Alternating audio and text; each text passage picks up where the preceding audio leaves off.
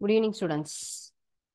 9th standard science சப்ஜெக்ட்ல இன்னைக்கு நம்ம பார்க்க போறது வந்து அனிமல் கிங்டம் அப்படிங்கிற ஒரு நியூ லெசன் தான். பயாலஜி பார்ட்ல ஸ்டார்ட் பண்ண போறோம். ஆல்ரெடி இதுக்கு உண்டான இன்ட்ரடக்ஷன் உங்களுக்கு நான் வந்து கொடுத்துட்டேன் இல்லையா? ஸோ இப்போ நம்மளை சுத்தி இருக்கக்கூடிய எல்லா வகையான ஒரு விலங்குகளையும் எவ்வாறு வகைப்படுத்துகிறோம். இப்போ ஒரு லைப்ரரி அப்படின்னு போனா எப்படி இருக்கும்? அழகா எப்படி பண்ணியிருப்பாங்க, தனித்தனியா டிவிஷனா வச்சிருப்பாங்க இல்லையா? இது Tamil department, English department, science, social, history, psychology அப்படின்னு ஜென்ரல் நாலேஜ்னு தனித்தனியான ஒரு டிவிஷன்ல, because we want to select the book easily from that part.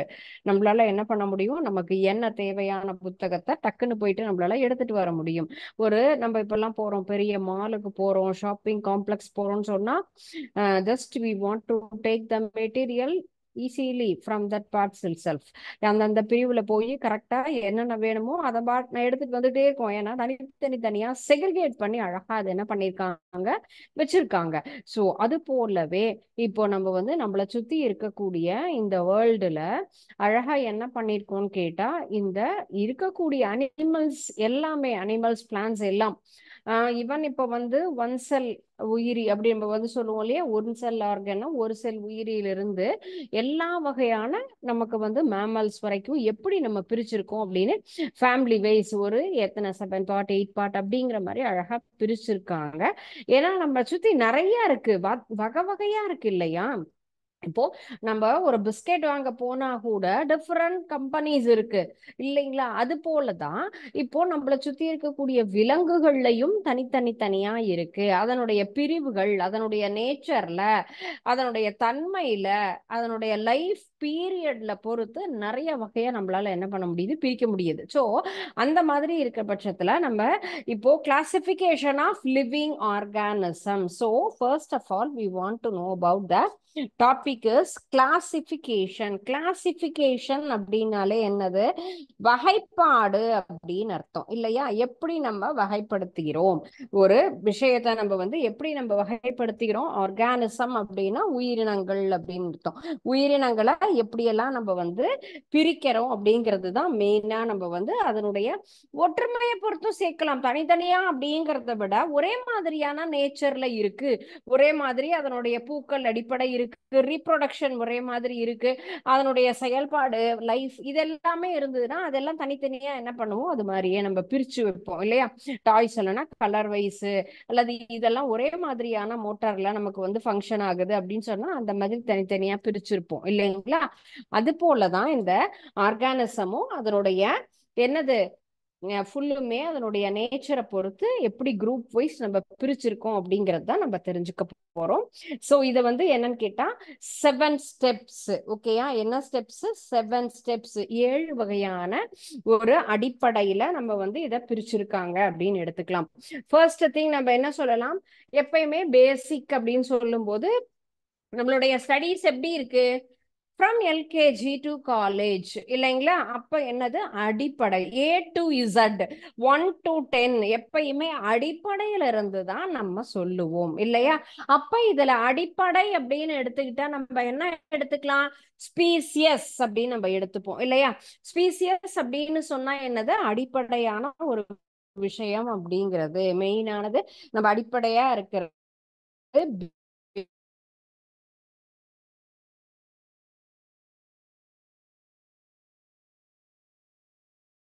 பேசிக்கா இருக்கக்கூடிய சின்னது, நமக்கு வந்து ரொம்ப சின்ன விஷயம், இதுதான் அடிப்படையானது. கடைசியான வகை அப்படின்னு சொல்லும் பொழுது நம்ம என்ன எடுத்துக்கிறோம் கேட்டா, அதுக்கு பேரு சிற்றினம் நேம் கொடுத்திருக்கோம், ஸ்பீசியஸ். எக்ஸாம்பிள் நம்ம வந்து என்னது, பேரட், கிளி அப்படின்னு நம்ம எடுத்திருக்கோம் சரிங்களா? சோ இதுதான் கடைசியான வகை. இதை வந்து மிகப்பெரிய இந்திய கிளி மற்றும் என்னது பச்சை கிளி இரண்டுமே என்னது வேறுபட்ட இனம், ஆனா தனித்தனி இனத்தை சேர்ந்தது. இரண்டுமே என்ன ஆகாது, ஒரே மாதிரியான நேச்சர்ல இருக்காது. இதுதான் ஃபர்ஸ்ட் ஸ்டெப்பான நம்ம ஸ்பீஷியஸ்ன்னு சொல்றோம். ரெண்டாவது சொல்றது ஜீனஸ். சிற்றினம்னு சொன்னா அதற்கு அடுத்தது நம்ம என்ன எடுத்துக்கலாம், பெருசுன்னு எடுத்துக்கலாம், பேரினம் அப்படின்னு எடுப்போம் இல்லைங்களா? பேரட் அப்படிங்கிறது சின்ன பேர்டு தான் இல்லையா, compare to other animals. Parrot is a very small bird அப்படின்னு நம்ம சொல்லுவோம். இது என்ன ஆகும்னு கேட்டா, நம்ம அடுத்து ஒரு சிற்றினத்தோடையே நமக்கு தொடர்பு கொண்டது அப்படின்னு எடுத்துக்கலாம். சிற்றினத்துக்கு அடுத்த உயர்ந்த ஒரு இது அப்படின்னு சொல்லும் போது நம்ம எடுத்துக்கக்கூடியது இந்த பேரினம் தான். அதுக்கு எக்ஸாம்பிள் நம்ம எடுத்துக்கக்கூடியது என்னது, உல்ஃப் அப்படின்னு சொல்லுவோம் இல்லையா, அதான் நம்ம நரி அப்படின்னு சொல்லலாம். இந்தியன் ஜாக்கல்னா இந்தியன் குள்ள நரி அப்படின்லாம் நம்ம சொல்றோம்ல, இதெல்லாம் ஒரே மாதிரியான இனத்தை சேர்ந்தது. சோ எப்படி நமக்கு பிரிச்சிருக்காங்க பாருங்க, அதனுடைய அடிப்படையை பொறுத்து சிற்றினம் பேரினம் அப்படின்னு சொல்லிட்டு. நெக்ஸ்ட் ஸ்டெப் என்னன்னு பாக்குறோம்னா ஃபேமிலி. பொதுவான ஒரே மாதிரியானது ஃபேமிலி அப்படின்னு சொன்னா நம்ம என்ன சொல்லுவோம், இதெல்லாம் ஒரே மாதிரியான ஃபேமிலி அப்படிங்கிற மாதிரி சொல்லுவோம். என்னது, சிறுத்தை, புலி, பூனை. பூனை எதனுடைய ஃபேமிலி, புலியினுடைய ஃபேமிலி. அதனுடைய பாடியினுடைய நேச்சர் எப்படி இருக்கும், அதனுடைய கண் அமைப்பு, செயல்பாடு, இது எல்லாத்தையுமே நம்ம வந்து என்ன பண்றோம், கம்பேர் பண்ணி ஒரே குரூப் அப்படிங்கிற மாதிரி நம்ம ஃப்ரேம் பண்ணிக்கோம் இல்லையா. Group of generation with common characters அப்படின்னு நம்ம சொல்லலாம். லியோபார்ட், டைகர், கேட், இவங்க எல்லாரும் ஒரே மாதிரியான குடும்பத்தை சேர்ந்தவங்க அப்படின்னு எடுத்துக்கலாம். நெக்ஸ்ட் சொல்றது ஆர்டர், வரிசையின் அடிப்படையில். இப்போ வரிசையின் அடிப்படையில் அப்படின்னு சொல்லும் போது ஒரே மாதிரியான பண்புகள், அதனுடைய என்ன சொல்லலாம், வளர்ச்சியின் அடிப்படையில் நம்ம கொஞ்சம் கொஞ்சமா மாறுறோம். குரங்கிலிருந்து மனிதன் உருவானான் அப்படின்னு நம்ம சொல்லுவோம் இல்லையா. குரங்கு, வாலற்ற குரங்கு, மனித குரங்கு, அடுத்தது நம்ம மனிதன். அந்த மாதிரி தோற்றத்துல அதனுடைய என்னது பிஹேவியர்ஸ் நம்ம பார்க்கும்போது என்ன சொல்லலாம், செகண்ட் அப்படிங்கிறது ஃபோர்த்து ஸ்டெப்ல இருக்கக்கூடியது. பொதுவா காமனா இருக்கக்கூடிய எல்லா மாதிரியான கேரக்டர்ஸை பொறுத்து நம்ம இதை பிரிச்சிருக்கோம். சரிங்களா. சோ அதுதான் நம்ம ஆர்டர் அப்படின்னு சொல்றது, வரிசை. நெக்ஸ்ட் திங் இஸ் கிளாஸ் அப்படின்னு சொல்றோம். வகுப்பு அப்படின்னு சொன்னா இப்போ எதை பொறுத்து நமக்கு இருக்கு, ஒரே மாதிரியான ரிலேட்டடா இருக்கக்கூடிய திங்ஸ் அப்படின்னு சொல்லலாம். முயல், எலி, வவ்வால் அண்ட் தென் மனித குரங்கு, இதை எல்லாத்தையுமே நம்ம ஒரே மாதிரியான கிளாஸ்ல கொண்டு வந்திருக்கோம் அப்படின்னு சொல்லலாம். ஒன்றோடு ஒன்று தொடர்புடைய ஒரு பண்புகளோட இருக்கக்கூடிய வகுப்பை உருவாக்குறது தான் கிளாஸ் அப்படின்னு நம்ம சொல்லலாம். இப்போ நம்ம என்னது ஏபிசி செக்ஷன் நம்ம பிரிச்சுக்கலாம். ஒரே கிளாஸா இருந்தாலும் என்ன இருக்கும், நிறைய செக்ஷன்ஸ் அப்படிங்கிற மாதிரி. அந்த மாதிரி இது ஒன்றோடு ஒன்று ஒரு மாதிரியான தொடர்பு கொண்ட ஒரு விலங்குகள், மனிதர், இது எல்லாத்தையும் ஒரு குரூப்ல கொண்டு வர்றது தான் வகுப்பு, கிளாஸ் அப்படின்னு சொல்றது. நெக்ஸ்ட் நம்ம பார்க்கக்கூடியது ஃபைலம், தொகுதி அப்படின்னு நம்ம சொல்லலாம். இது ஒரு மிகப்பெரிய ஒரு கிளாசிபிகேஷன். முதுகு நான் உள்ளது, முதுகு நான் அற்றது அப்படிங்கலாம். ஸ்பைனல் கார்டு அப்படின்னு சொல்லுவோம் இல்லைங்களா. Classes which related with one another the constitute of phylum அப்படின்னு சொல்லலாம். Classes different kinds of like என்னது, மேமல், பேர்டு, ரெப்டைல்ஸ் இல்லையா, ஊர்வன, பரப்பன அண்ட் தென் நம்ம பாலூட்டிகள். இது எல்லாமே நம்ம எதுல, இந்த ஒரு ஃபேமிலியில இந்த குரூப்ல வரக்கூடியதுதான், தொகுதியில வரக்கூடிய ஒரு என்னது பிரிவுகள்ல இருக்கக்கூடிய அனிமல்கள்ஸ் அப்படின்னு நம்ம சொல்லலாம். சரிங்களா. ஊர்வன, தவளை, மீன், பாலூட்டிகள் எல்லாருமே இதுல முதுகெலும்பு தொடர் இருக்கக்கூடிய ஒரு அமைப்புல எடுத்துக்கலாம். லாஸ்ட் ஒன் இஸ் கிங்டம், உலகம் அப்படின்னு நம்ம சொல்லலாம். உலகம் பார்க்கும்போது எல்லாருமே தான், நம்ம இருக்கக்கூடிய micro organism, plants and animals, each and every part of things, எல்லாருமே நம்மை சுற்றி இருக்கக்கூடிய நுண்ணுயிரி, தாவரம், விலங்குகள் எல்லாரையுமே அடக்கிய ஒரு மிகப்பெரிய விஷயம்தான் இந்த உலகம் என்பது. அதுல முதுகெலும்பு உள்ளவர்களும் இருப்பாங்க, இல்லாதவர்களும் இருப்பாங்க. நம்ம பார்த்த எல்லாருமே இதுல அடங்கிடுவாங்க. உயிரினங்கள் வகைப்பாட்டுல இந்த கடைசி ஒன் 7th பிளேஸ்ல இருக்கக்கூடியதுதான் இந்த கிங்டம் அப்படின்னு சொல்லக்கூடிய பார்ட். ஓகேயா. திஸ் இஸ் த கிளாசிபிகேஷன் அப்படின்னு நம்ம சொல்றது. வகைப்பாடு அப்படின்னு சொன்னா இந்த 7 வகையாக நம்ம உயிரினங்களை பிரிச்சிருக்கோம். சிற்றினம், பேரினம், குடும்பம், வரிசை, வகுப்பு, தொகுதி, அடுத்தது உலகம் அப்படிங்கிற நம்ம பிரிவுல தான் இந்த 7 அடிப்படையா நம்ம பிரிச்சிருக்கலாம். ஓகே. சோ நெக்ஸ்ட் நம்ம அடுத்தது பார்க்க போறதுன்னா, எப்படி நம்ம வந்து வகைப்பாட்டை வந்து தனித்தனியா அதனுடைய பேசிக் என்னது, கான்செப்ட் என்ன அப்படின்னு நம்ம தெரிஞ்சுக்கணும். அதனுடைய அடிப்படையான கான்செப்ட் என்ன, கிளாசிபிகேஷன் அப்படிங்கிறதுக்கு பேசிஸ் எந்த வகையில நம்ம வந்து வகைப்படுத்துறோம் அப்படின்னு சொன்னா, அதனுடைய என்னது எப்படி இருக்கும் நமக்கு level of organisation and then symmetry. Symmetry அப்படின்னு சொன்னாலே நம்ம பிரிக்கிறது, நீங்க மேக்ஸ்ல எல்லாம் பார்த்திருப்பீங்க இல்லையா? சிமெண்ட்ரி அப்படின்னா எப்படி ஒரு நம்ம வந்து ஒரு என்ன சொல்லலாம், டயக்ராம நம்ம பிரிக்கிறோம் அப்படின்னு சொல்லுவோம் இல்லையா? ஷேப்ஸை பிரிச்சா எப்படி பிரியும், ஒரே மாதிரி பிரியுமா, வேற வேற மாதிரியான ஷேப்ல வருமா அப்படின்னு நம்ம பார்ப்போம் இல்லையா? அதுதான் சிமெண்ட்ரி அப்படின்னு நம்ம சொல்லுவோம். அது போல முதல்ல நம்ம இதனுடைய கிளாசிபிகேஷன் பேசிஸ் என்னன்னு கேட்டா என்னென்ன கான்செப்ட் அப்படின்னு சொல்லும்போது சிமெட்ரிக்கல் பேசிஸ்ல அப்படின்னு பார்க்கலாம்.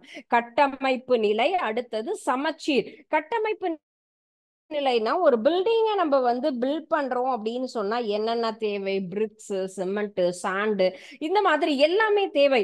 அது போல ஒவ்வொரு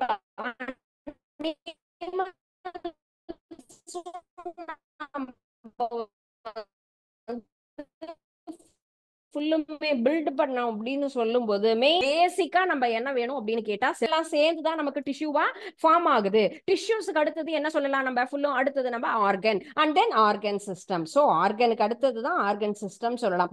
நம்ம வந்து என்னது, செல் உருவாகும், அதுக்கப்புறம் நம்ம தசைகள் அப்படிங்கறதெல்லாம் உருவாகும், அதுக்கப்புறம் உறுப்பு மண்டலங்கள். இப்ப சுவாசம் சொன்னா அதுல நிறைய பார்ட் இருக்கு, டைஜஷன் சொன்னா and then excretory and reproduction, ஒவ்வொன்றும் பெரிய பெரிய ஆர்கன் சிஸ்டம்ஸ். அப்ப பேசிக் கான்செப்ட் இஸ் நம்ம என்ன சொல்றோம், நம்ம வந்து செல் அப்படிங்கிறது தான் அடிப்படையானது அப்படின்னு நம்ம எடுத்துக்கலாம். ஓகேயா? சோ அப்ப நம்ம வந்து எப்படி நம்ம வந்து இந்த ஃபுல்லும் பிரிக்கிறோம் அப்படின்னு சொல்லும் பொழுது ஃபர்ஸ்ட் திங் இஸ் நம்ம என்ன சொல்றோம், லெவல் ஆஃப் ஆர்கனைசேஷன் அப்படிங்கும் போது எப்படி கட்டமைப்பு, அதனுடைய உடல் அமைப்பை பொறுத்து நம்ம பிரிக்கலாம். அடுத்த பேசிஸ் என்னன்னு சொன்னா சிமெட்ரிக்கல். சிமெட்ரி அப்படின்னு சொல்லும் போது எவ்வாறு நம்ம இரண்டு வகையா பிரிக்கலாம் அப்படின்னு சொல்லலாம். சமச்சீர் அப்படின்னு சொல்லுவோம் இல்லையா? ஆர சமச்சீர், இருபக்க சமச்சீர் அப்படின்னு நம்ம எடுத்துக்கலாம். சோ அதனுடைய வடிவத்தை பொறுத்து நம்ம பிரிக்க போறோம். இது பாருங்க, என்னது உங்களுக்கு இத பிரியறத பொறுத்தே நமக்கு எப்படி தெரியும், நமக்கு ரேடியல் சிமெட்ரி அப்படின்னு நம்ம சொல்லுவோம் இல்லையா? ரேடியல் சிமெட்ரினா எந்த பக்கம் கட் பண்ணாலும் ஒரே மாதிரியான பிரிவு அப்படியே நமக்கு கிடைக்கும். அதுதான் ஸ்டார் ஃபிஷ் அப்படின்னு நம்ம சொல்றது. 5 புறத்திலும் 5 கைகள் போன்ற ஒரு அமைப்பு இல்லையா? எதை கட் பண்ணாலும் ஒரே மாதிரி ஷேப்ல தான் இருக்கு. there is no difference in that each and every one. so 5 பாகங்களா நம்ம பிரிச்சாலும், எத்தனை பாகமா பிரிச்சாலுமே அது என்ன ஆகும், ஒவ்வொரு அமைப்பும் அதே போலதான ஒத்த அமைப்போட இருக்கக்கூடியது, வடிவத்தோட இருக்கக்கூடியது அப்படின்னு நம்ம சொல்றதுதான் ரேடியல் சிமெட்ரி அப்படின்னு நம்ம எடுத்துக்கலாம். ரேடியல் சிமெட்ரி அப்படின்னு சொன்னா அந்த உடல் உறுப்புகள்ல நமக்கு வந்து என்ன சொல்றது, எந்த பக்கம் பிரிச்சாலும் ஒரே மாதிரியாக பிரியக்கூடியது அப்படிங்கிறது தான் நம்ம ரேடியல். நெக்ஸ்ட் நம்ம பாக்குறது வந்து, நெக்ஸ்ட் நம்ம ரெண்டு விஷயம் தான் நம்ம பாக்குறோமே பாருங்க. இது என்ன உங்களுக்கு பைலேட்டரல் அப்படிங்கிறது. இது பைலேட்டரல் அப்படின்னு சொன்னா இதுல 4-5 பாகமா நம்மளால பிரிக்க முடியுமா? இல்லையா? அப்ப ஒரே மாதிரி நம்ம வந்து என்ன ஆகும், நடுவுல நம்ம கட் பண்ணும் பொழுதுதான் 2 பாகமும் ஒரே மாதிரியான ஒரு தன்மையோடு இருக்கக்கூடியது. எக்ஸாம்பிள் பெல்டல் அப்படின்னு சொல்லலாம். பைலேட்டர் சிமெட்ரிக்கு எக்ஸாம்பிள் நம்ம என்ன, பட்டர்ஃப்ளை கூட எடுத்துக்கலாம். பட்டர்ஃப்ளையை நடுவுல அழகா நம்ம என்ன பண்ணலாம், பிரிச்சோம் அப்படின்னு சொன்னா ஒரே மாதிரியான அமைப்போட இருக்கும். இதுல நமக்கு எல்லா பாகத்திலயும் நம்ம இதே மாதிரி கிராஸ் பண்ணி இந்த பக்கத்துல நடுவுல கோடு போட்டா என்ன ஆகும், தனியா இருக்கும் இல்லையா? இந்த பக்க பார்ட் மட்டும் வரும், இந்த ஃப்ரண்ட் பார்ட் தனியா பிரிஞ்சிடும். ஸோ அந்த மாதிரி பிரிக்க முடியாது. இந்த இடத்துல நமக்கு வந்து என்ன ஆகாது, ரேடியல் சிமெட்ரி அப்படிங்கிறது பாசிபிலிட்டிஸ் கிடையாது. ஆர சமச்சீருக்கு இது கிடையாது, இது இருபக்க சமச்சீர் அப்படின்னு நம்ம சொல்லலாம். ஸோ ஆமையை கட் பண்ணும் போது என்ன ஆகும், ஒரே மாதிரியான அமைப்போடு குறுக்குல வெட்டக்கூடியது அப்படின்னு சொன்னா நடுவுல கட் பண்ணா இரண்டு பக்கத்திலயும் ஒரு மாதிரியானது, இந்த பக்கத்துல இருக்கக்கூடிய அதே கால் எண்ணிக்கை தான் இந்த சைடும் வரும். இதனுடைய ஃப்ரண்ட் போர்ஷனும் அது மாதிரி இருக்கும். சோ இந்த இரண்டு பிரிவு தான் சிமெட்ரி அப்படின்னு நம்ம சொல்லலாம். சிமெட்ரிக்கல் அப்படின்னு சொல்லும்போது 2 வகையா நம்ம பிரிக்கலாம். அதுதான் ஆர்எஸ் சமச்சீர் அண்ட் தென் இருபக்க சமச்சீர் சொல்லக்கூடியது radial symmetry and then bilateral symmetry அப்படின்னு எடுத்துக்கலாம்.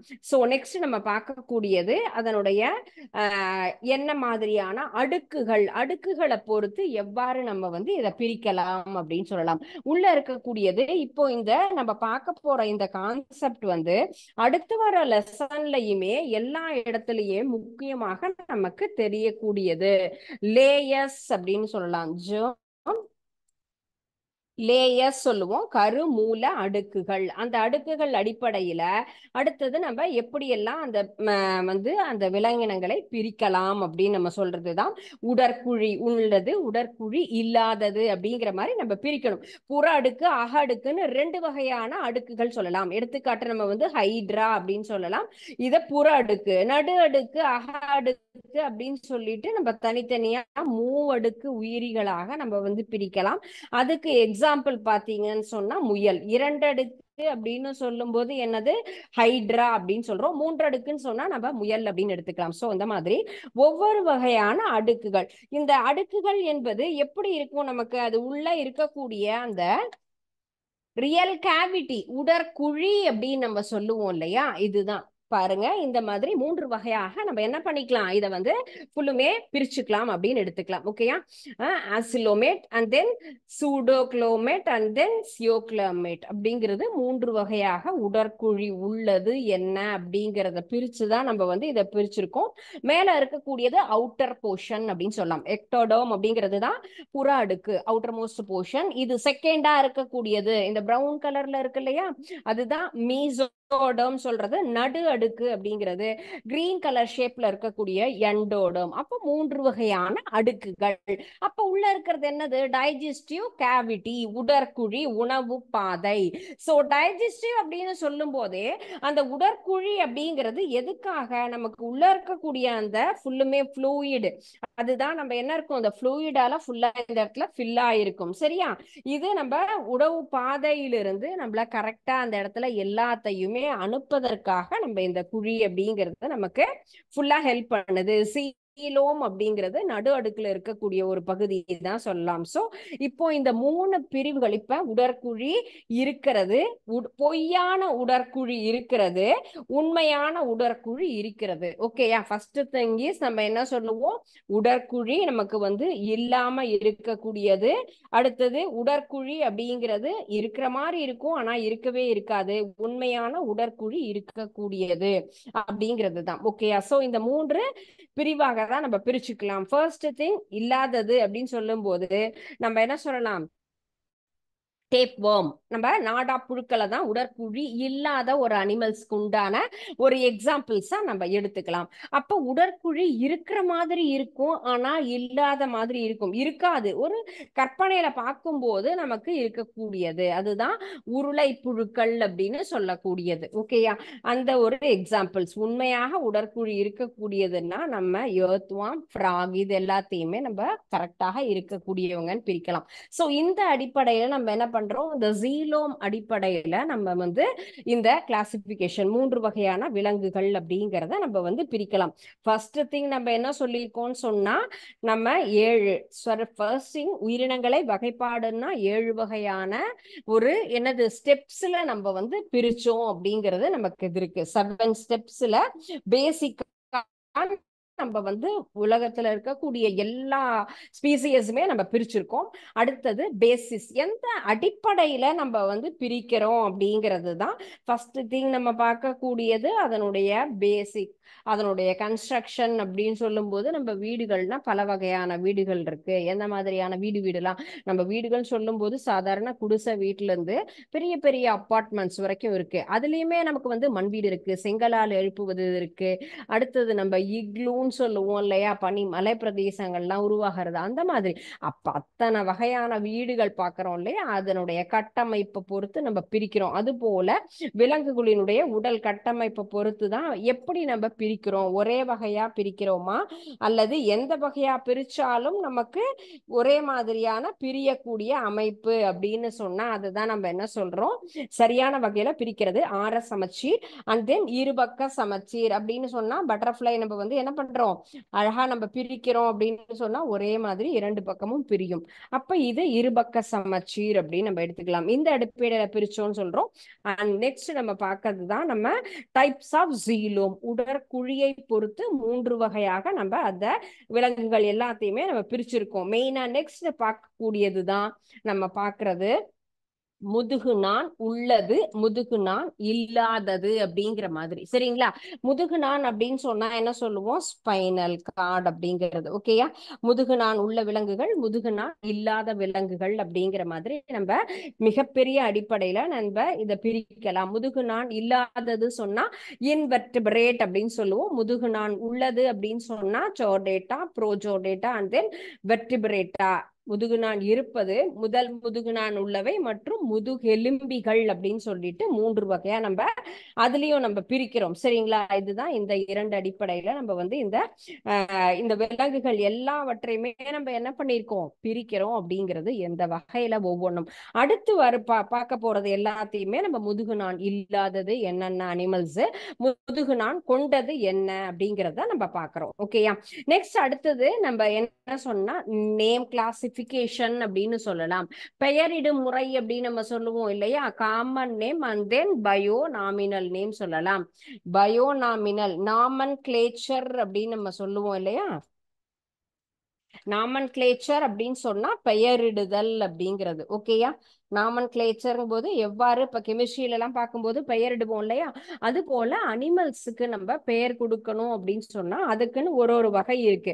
நம்ம எப்படி சாதாரணமா நம்ம காமனாக சொல்லக்கூடிய ஒரு நேம் சொல்லலாம். அதே போல நம்ம அடுத்தது பைநாமினல் சொன்னா அந்த விலங்குகள் அடிப்படையில நம்ம 2 பெயர் கொண்ட ஒரு அனிமல்ஸ் நம்ம அதுக்கு தகுந்த மாதிரி எடுத்துக்கலாம்.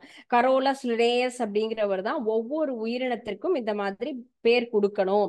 பேரினம் பெருசா இருந்தா பேரினம், சிற்றினமாக இருந்தா சின்னது, கேபிட்டல் லெட்டர்ல கொடுக்கணுமா, எப்படி கொடுக்கணும், ஸ்மால் லெட்டர்ல எழுதணுமா அப்படின்னு நிறைய வரையறையோட கரெக்டா கொடுத்துருக்காங்க. ஓகேயா? ஒரு செல் அப்படின்னு சொல்லும்போது என்ன சொல்லுவோம் நம்ம?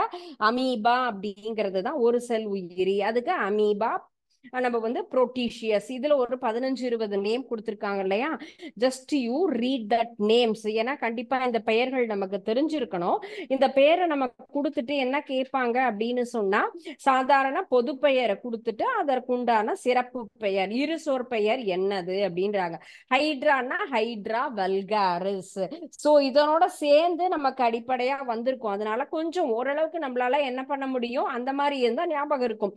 உருளை புழுனா அஸ்காரிஸ், நாடா புழுனா டீனியாசோலியம், மண்புழுனா லாம்பிடோமாரிட்டி. எப்படி நம்ம தாவரங்களுக்கு பொட்டானிக்கல் நேம் சொல்றோமோ அது போல விலங்குகளுக்கு உண்டான ஒரு பெயர்கள். நத்தைனா பைலா குளோபோசா, நட்சத்திர மீன் அஸ்ட்ரியஸ் ருபென்சோ. இப்படி ஒவ்வொரு விலங்குகளுக்கும் உண்டான பெயர்களை ஒரு 5 முறை என்ன பண்ணு, ரீட் பண்ணி ஞாபகப்படுத்திக்கோ. ஏன் ஏதாவது ஒரு 1 மார்க்ல அந்த மாதிரி வரும்பொழுது நமக்கு புக் பேக் கொஸ்டினை மட்டுமே நம்ம எல்லாம் எக்ஸாம்ஸ்ல நம்ம எக்ஸ்பெக்ட் பண்ணாம இன் பிட்வீன் த லெசன்ஸ்லயும் நம்ம ப்ரொக்யூர் பண்ண முடியும். சோ இதுவா இரு பெயரிடும் முறை அப்படிங்கிறது நம்மளுடைய பயன்பாட்டிற்காக உருவான ஒரு விஷயம். சோ இதுல ஒரு சின்ன டேப்லர் காலம் மாதிரி கொடுத்துருக்காங்க இல்லையா? எப்படி நம்ம வந்து வகைப்படுத்தி இருக்கோம் விலங்குகள் அப்படின்னு சொல்லும் பொழுதே நமக்கு எப்படி இருக்கு? பல செல் உடையது, ஒரே ஒரு செல் கிடையாது, பல செல் கொண்ட ஒரு உயிரினங்களை நம்ம என்ன சொல்லியிருக்கோம்? செல்லுல இருக்கக்கூடியது திசு, உறுப்பு, உறுப்பு மண்டலம் அப்படின்னு எடுத்துக்கலாம். வெறும் செல் மட்டுமே இருக்கக்கூடியது.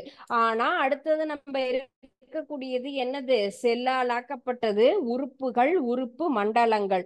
அப்ப இந்த மாதிரி நம்ம என்ன பண்றோம்? பிரிச்சு நம்ம அதுக்கு தகுந்த மாதிரி நம்ம பார்த்தோம். இப்ப பார்த்தோம் இல்லையா? அதற்குண்டான ஒரு சின்ன ஷார்ட் ஃப்ரேம் தான் இந்த மாதிரி.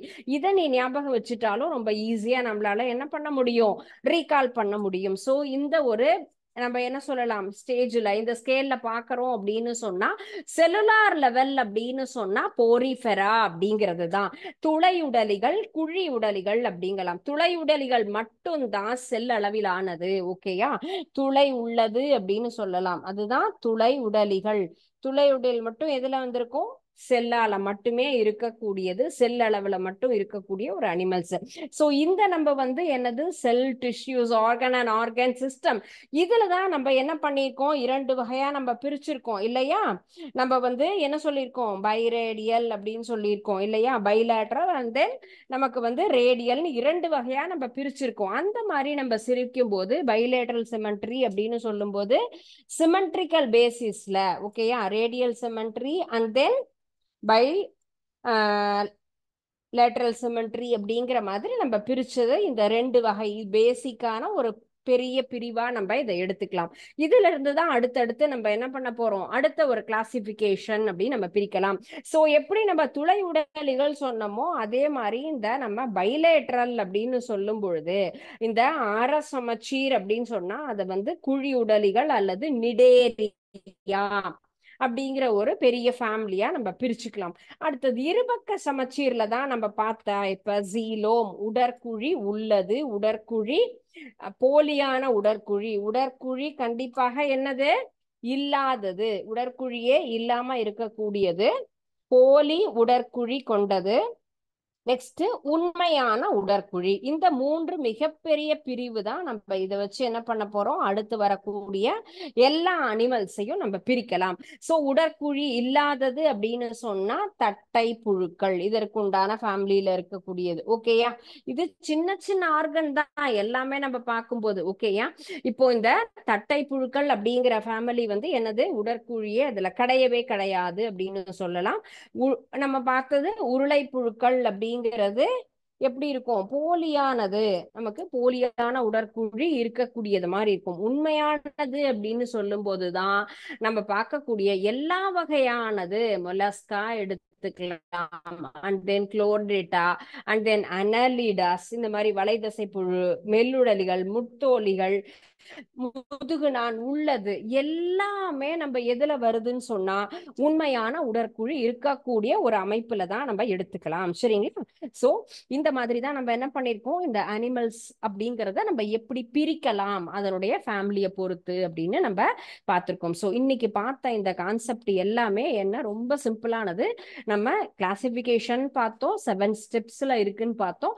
பேசிஸ் சொல்லும் போது level of organisation, then symmetry, germ layers, இந்த 3 வகை. இதுதான் சப் ஹெட்டிங் நம்ம பார்த்தது. உடற்குழியை பொறுத்து, சமச்சீரை பொறுத்து நம்ம எப்படி அந்த எந்த அடிப்படையில் நம்ம விலங்குகளை பிரிக்கிறோம் அப்படிங்கிறது தான் இன்னைக்கு பார்த்தது. ஸோ இதை போய் நீங்க வீட்டில் என்ன பண்ணுங்க, ஜஸ்ட் ரிமைண்ட் பண்ணிட்டு இந்த டயக்ராம் இருக்கு இல்லையா, ரொம்ப சின்ன டயக்ராம் தான் இல்லையா, சாதாரணமா நம்ம ஃபர்ஸ்ட் ரவுண்ட் இருக்கு, அண்ட் தென் ஒவ்வொன்றுக்குமே ஒரு ஒரு லேயர் தான். உடற்குழி அப்படிங்கிறது இந்த பார்ட் இல்லையா. அடுத்தது நம்ம பார்க்கக்கூடியது எக்கோடோம், மீசோடோம், எண்டோடோம் அப்படிங்கிறது தான். ஓகே, எண்டோடோம் அப்படின்னு சொல்லலாம். அடுத்தது நமக்கு வந்து mesoderm, and then first one ectoderm அப்படிங்கிறது. ஸோ இந்த 3 அடிப்படையில நம்ம எப்படிங்கிறது இந்த டயக்ராமும் நம்ம வந்து இந்த கேள்வியாகப்பட்டது அடிக்கடி நமக்கு வந்து கேட்கக்கூடியது. உடற்குழி உள்ள இந்த ஒரு வினா அப்படிங்கிறது ரிப்பீட்டடா வரக்கூடிய ஒரு விஷயம் அப்படின்னு நம்ம எடுத்துக்கலாம். சோ இந்த கலர் இருக்கு பாத்தீங்களா, கலர் கூட நமக்கு வந்து மாறவே மாறாது. அடுத்து வரக்கூடிய லெசன்ஸ்ல அந்த ஃபாலோ உங்களுக்கு பார்த்தா பேசிக்கா ஞாபகம் வச்சுக்கிட்டோம் அப்படின்னு சொன்னோம்னா அடுத்து வரக்கூடிய கான்செப்ட் எல்லாமே நமக்கு நல்லாவே புரியும். ஓகே, ஒரு சின்ன ஸ்டோரி.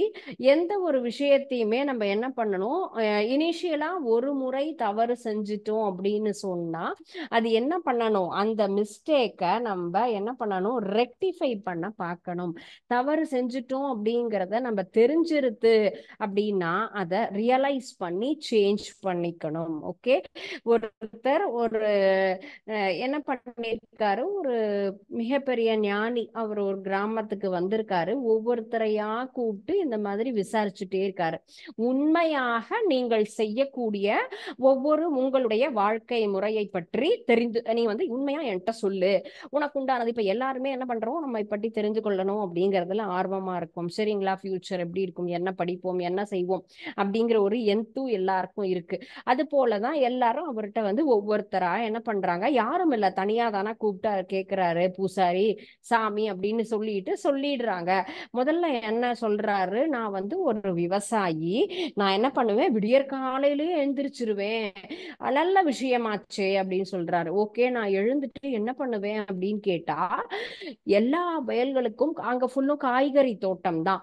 அப்ப காய்கறி தோட்டத்துல போயிட்டு நான் என்ன பண்ணுவேன், என் தோட்டத்துல இருக்கிறத மட்டும் பறிக்காம எல்லார் தோட்டத்துல இருந்தும் கொஞ்சம் கொஞ்சம் கொஞ்சம் பறிச்சுட்டு வந்துருவேன். அவ்வளவுதான் அப்படின்னு ரொம்ப எளிதா அவர் செய்யக்கூடிய தவறை சர்வசாதாரணமாக சொல்லுவாங்க. உடனே இவர் என்ன சொல்லுவாரு, இந்த ஞானி, நீ செய்யக்கூடிய விஷயம் மிகவும் தவறான விஷயம். அடுத்தவர் உழைப்ப நீ எடுக்கிறதுக்கு உனக்கு என்ன ரைட்ஸ் இருக்கு? அந்த வயல்ல உன்னுடைய காய்கறியை விளைவிக்கிறதுக்கு நீ எவ்வளவு கஷ்டப்பட்டிருப்பன்னு தெரியும் இல்லையா? அது போலதானே பக்கத்துல இருக்கவங்களும். அப்ப அடுத்தவங்க உழைப்பை நாம் பயன்படுத்தவே கூடாது. இது நீ நான் கொஞ்சம் தானே எடுக்கிறேன் அப்படிங்கிறத சிறிதளவு பெரிதளவு கிடையாது. நம்ம செய்யக்கூடிய ஒரு தப்பு என்பது எப்பயுமே அது தவறுங்கிறது தான் கன்சிடர் ஆகும். சோ அந்த மாதிரி என்னைக்குமே அடுத்தவர் பொருளுக்கு ஆசைப்படாதே. உன்னுடைய உழைப்பை மட்டும் நீ இருந்தேன்னு சொன்னா நீ கண்டிப்பா என்ன ஆவ, நீ முன்னுக்கு வருவ. அல்லது அடுத்தவர் உழைப்பை எண்ணி எண்ணி நீ வாழ்ந்துட்டு இருந்தேன்னு சொல்லும்போது உன்னால நிச்சயமா என்ன ஆக முடியாது, லைஃப்ல பெரிய ஆளா வரவே முடியாது. உன் உழைப்பை மட்டும் முதலீடா போடு. தயவு செய்து எவ்வளவுக்கு எவ்வளவு எடுத்தியோ அந்த அளவு எப்படியாவது அவங்களுக்கு நீ திருப்பி கொடுத்துட்ட அப்படின்னு சொன்னாலாவது உன்னுடைய தவறுக்கு கடவுள் மன்னிச்சு உன்னுடைய முன்னேற்றத்துக்கு உதவுவார் அப்படின்னு சொன்னாரு. உடனே அந்த ஃபர்ஸ்ட் பர்சன் ஓகேன்னு அதை அக்செப்ட் பண்ணி ரியலைஸ் பண்ணிட்டு, சரி நான் கண்டிப்பா இதை திருத்திடுறேன், நீங்க அடுத்த முறை வரும்போது நான் மிகப்பெரிய மனிதனாக உன் முன்னாடி நிற்பேன் அப்படின்னு சொல்லிட்டு அவர் நகர்ந்துடுறாரு. அடுத்து ஒரு வியாபாரம் பண்ணக்கூடிய ஒருத்தர் வர்றாரு. அவர் ஒரு காய்கறி பழங்கள்லாம் விற்கக்கூடிய ஒரு என்னது நம்ம வாசல் எல்லாம் வராங்க இல்லையா, அந்த மாதிரி செல்லர்ஸ், வெஜிடபிள் செல்லர்ஸ். அவங்க என்ன சொல்றாரு, நான் எல்லாருக்கும் டெய்லி காய்கறி சப்ளை பண்ணுவேன், பழங்கள்லாம் சப்ளை பண்ணுவேன்.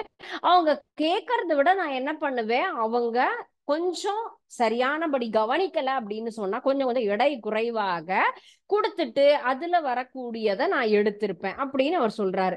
இதுவும் தவறான விஷயம். உன்னுடைய தராசை முழுவதுமாக நம்பிதான் என்ன பண்றாங்க, மக்கள் எல்லாருமே வாங்குறாங்க. நீ என்ன பண்ற, ஆனா உன்னுடைய எடை விலையையும் நீ என்ன பண்ற, சரியா கரெக்டா சொல்லுவ. எடையில இந்த மாதிரி பொய் சொல்லும் பொழுது என்ன ஆகுது, அவங்க உண்மை நினைச்சுதானே எல்லாருமே வாங்குறாங்க.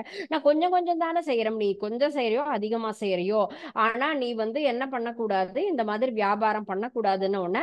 அடப்போங்க, எப்படி எல்லாமோ எல்லாரும் பெரிய பெரிய பெரிய திருட்டு பொய் என்னென்னவோ சொல்றாங்க, நான் கொஞ்சம் காய்கறிய தப்பா சொல்றத போய் நீ பெருசா சொல்றியா அப்படின்னு அந்த என்ன பண்றாங்க, வந்திருக்கக்கூடிய செயின்ட் கிட்ட அவங்க என்ன ஆப்போசிட்டா கிராஸ்வேர்ட் நம்ம பேசிட்டே இருக்காரு, எதிர்த்து பேசுறாரு. உடனே அவங்க என்ன சொல்றாங்க, இத நான் ஊர்ல சொல்லிட்டேன்னு சொன்னா இந்த ஊர்ல உன்னை யாருமே வியாபாரம் பண்ணவே விட மாட்டாங்கன்னு உடனே அப்படியே செஞ்சுக்குங்க அப்படின்னு சொல்லிட்டு கோவமா போயிடுறாங்க. சோ இவர் என்ன பண்ணிருக்காரு, எந்த ஒரு தவறையும் ரியலைஸ் பண்ணாம நம்ம செய்யக்கூடியதையே சரி அப்படின்னு தவறையும் உண்மை என்று வாதிட்டு கொண்டிருக்கார். இது தவறான ஒரு விஷயம். இது அடிப்படையா நிறைய பேருக்குள்ளார ஒரு சில எண்ணங்கள் வரும்.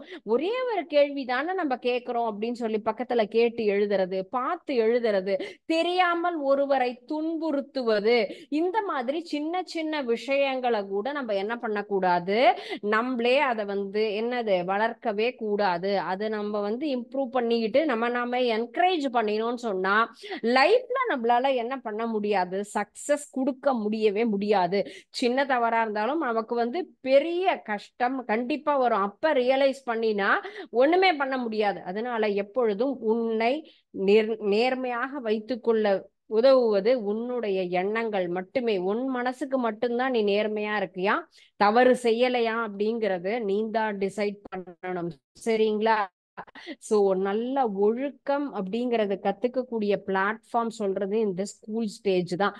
எல்லா விஷயங்களுக்கும் அட்வைஸ் பண்றது டீச்சர்ஸ் ஆகட்டும், எல்டர்ஸ் ஆகட்டும், வரக்கூடிய எல்லாருமே என்ன பண்ணுவாங்க, மாரல் ஸ்டோரிஸ் எல்லாமே சொல்லுவாங்க. சோ போர் அப்படிங்கிற மாதிரி திங்க் பண்ணாத. சோ நல்ல விஷயங்களை நம்மை மாற்றிக்கொள்ளக்கூடிய ஒரு வயது என்பது இதுதான். அதனால சின்ன விஷயமா இருந்தாலும் அது இதுவரைக்கும் நம்ம செஞ்சிருந்தாலும் அது தெரியாம செஞ்சுட்டு நம்ம என்ன சொன்னாங்க, அதுக்கு உண்டான ரெமெடி திருப்பி அவங்களுக்கு அறியாம அதை திருப்பி கொடுத்துட்டா கூட ஓகே அப்படிங்கிற மாதிரி என்ன பண்ணுவாரு, காட் உங்களை மன்னிப்பாங்க. இல்லைன்னு சொன்னா தவறு செஞ்சுட்டே இருந்தேன்னு சொன்னா லைஃப்ல சக்சஸ் கொடுக்கவே முடியாது. சரியா? சோ அதனால எப்பயுமே உண்மையா இருக்கணும், உன் மனதிற்கு நேர்மையா இருக்கணும்.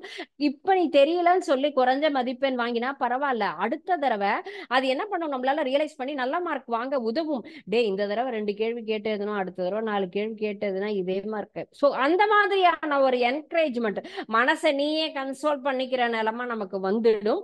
இதே தான் நம்ம பிசினஸோ இல்ல ஒரு வேலைக்கு போனாலோ அந்த மாதிரி ஆயிடும். அடுத்தவங்களுடைய உதவியை எதிர்பார்த்து எதிர்பார்த்து நம்ம என்ன பண்ணுவோம், நம்முடைய முயற்சிக்கு முழுசா மதிப்பு கொடுக்க மாட்டோம். ஸோ ஒன்ன மட்டும் நம்பு, ஒன்னால எல்லாத்தையும் சாதிக்க முடியும் அப்படிங்கிறத நம்ம என்ன பண்ணணும், அதை ரியலைஸ் பண்ணிட்டு நம்ம பார்க்கணும். ஓகேயா? ஸோ முதுகு நான் அற்றது அப்படின்னு சொல்லும் பொழுது என்னது, நம்ம ஃபர்ஸ்ட் பார்த்த துளையுடலிகள் அப்படிங்கிறது தான் இல்லையா, போரிஃபெரா அப்படின்னு சொல்றது தான் துளை கொண்டது. துளையுடலிகள் அப்படின்னு சொன்னா என்ன இருக்கும், சின்ன ஹோல்ஸ் இருக்கக்கூடியது. யூலெக்டெல்லா சைக்கான் எப்படி இருக்குது பாருங்க, அது விலங்கு மாதிரி இருக்கு, தாவர மாதிரி. அப்ப எப்படி இருக்கும், எல்லாமே பல செல் கொண்ட தண்ணீரில் வாழக்கூடியது.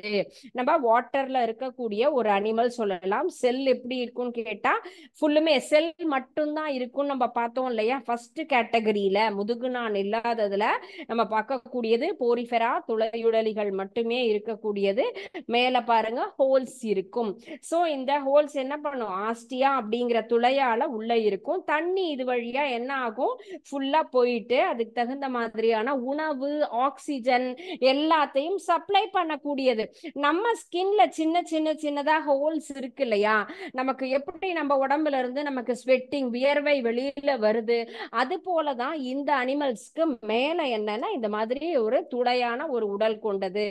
ஆக்சிஜன், அதற்குண்டான உணவு எல்லாத்தையும் எடுத்து செல்லக்கூடிய ஒரு அமைப்போட இருக்கும் அப்படின்னு நம்ம பாக்குறது தான் இது. ஓகேயா?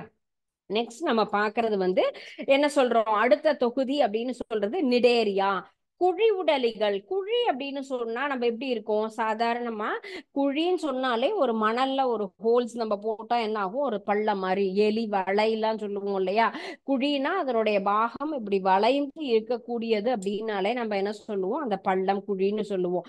இதுவும் என்ன கேட்டா தண்ணியில இருக்கக்கூடியது, கடல் நீர், நன்னீர் எல்லா இடத்துலயும் இருக்கக்கூடியதுதான். நம்ம பாக்குற ஜெல்லி மீன் அப்படிங்கிறது தான் இது உதாரணமாக நம்ம எடுத்துக்கலாம். சரிங்களா? இதோட பிக்சர்ஸ் நான் நெக்ஸ்ட் கிளாஸ் உங்களுக்கு டிஸ்பிளே பண்றேன். இந்த ஜெல்லி மீன் அப்படிங்கிறது தான் குழியுடைகள் நிடேரியா ஃபேமிலியில வரக்கூடிய ஒரு எக்ஸாம்பிள். இப்ப நம்ம பார்த்தோம் இல்லைங்களா, இப்போ ஒவ்வொரு நம்ம இந்த கிளாசிபிகேஷன் ஆஃப் அனிமல்ஸ் பார்க்கும் பொழுது அதனுடைய அமைப்பு எப்படி இருக்கும், புற அடுக்கு இருக்குமா, அக அடுக்கு இருக்குமா, என்ன மாதிரி ஆயிருக்கும் அப்படிங்கிறத சொல்லிதான் அதனுடைய டிஸ்கிரிப்ஷன் இருக்கும். அதுக்காக தான் அந்த உடற்குழியினுடைய வகைகளை தெளிவா பார்த்துக்குங்க அப்படின்னு சொன்னது. ஏன்னா ஒவ்வொன்றுலயும் நீ பார்த்தேன்னா அழகா டேப்லெட் காலம் ஃப்ரேம் பண்ணிட்டு இதுல உடற்குழி இருக்கும், உடற்குழி இல்லாதது, நடு அடுக்கு இருக்கும், அந்த மாதிரி நம்ம அழகா என்ன பண்ணிக்கலாம், ரீகால் பண்ணிக்கிறதுக்கு ஈஸியா இருக்கும். சரிங்களா? அதை நம்ம என்ன பண்ணணும், ஒரு முறைக்கு இருமுறை அழகா படம் வரைஞ்சு எந்த மாதிரி எக்ஸாம்பிள்ஸ், எந்த மாதிரி உருளை புழுக்கள் அப்படின்னு சொன்னா எப்படி இருக்கும், உடற்குழி அதுல இருக்காது மாதிரி இருக்கும், ஆனா என்னது போலி அப்படின்னு நம்ம சொல்லியிருக்கோம் இல்லையா, அதற்கு எடுத்துக்காட்டு பொய்யானது அப்படின்னு. மண்புழு பத்தி படிக்கும் போது அப்படியே நமக்கு என்ன வரும், அதனுடைய சீலம் பிக்சர் நமக்கு இமேஜினேஷன்ல வரணும்.